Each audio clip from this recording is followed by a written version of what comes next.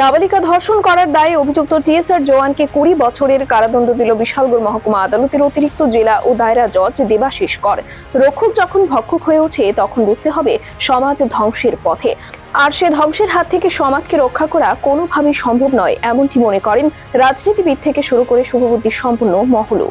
সংবাদে প্রকাশ, গত 2020 সালের 19 সেপ্টেম্বর বিশালগড় মহিলা থানায় নাবালিকা ধর্ষণ করার অভিযোগে টিএসআর জওয়ান বাবুল দাসের নামে একটি মামলা করে ধর্ষিতার পরিবার। বিশালগড় থানা মামলা হাতে নিয়ে অভিযুক্ত টিএসআর জওয়ান বাবুল দাসকে গ্রেফতার করে।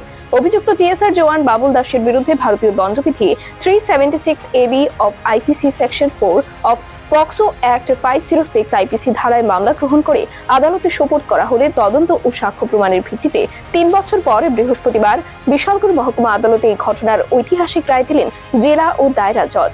উক্ত মামলার ইনভেস্টিগেশন অফিসার হলেন বিশালগড় মহিলা থানার এসআই ঝুমা দাস। উক্ত মামলার বিষয়ে বিস্তারিত জানিয়েছেন স্পেশাল পাবলিক প্রসিকিউটর রিপন সরকার। মাননীয় আদালত ডিউরিং ট্রায়াল একুশ বাবুল দাসের বিরুদ্ধে চার্জ ফ্রেম করে under section 376 AB, section 506 of IPC এবং সেকশন 6 অফ দ্য পক্সো অ্যাক্টে এই কেসে মোট 13 জন সাক্ষীর সাক্ষ্যপক্ষ গৃহীত হয়।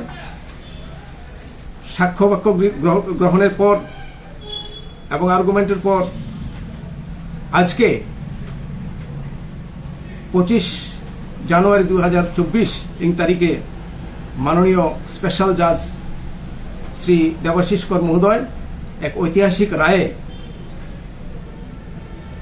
21 বাবুল দাসকে দোষী সাব্যস্ত করে এবং কনভিকশন দেয়।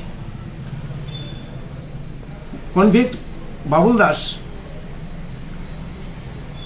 ভারতীয় দণ্ডবিধির 376 AB ধারায় 20 বছরের কারাদণ্ডে দণ্ডিত করে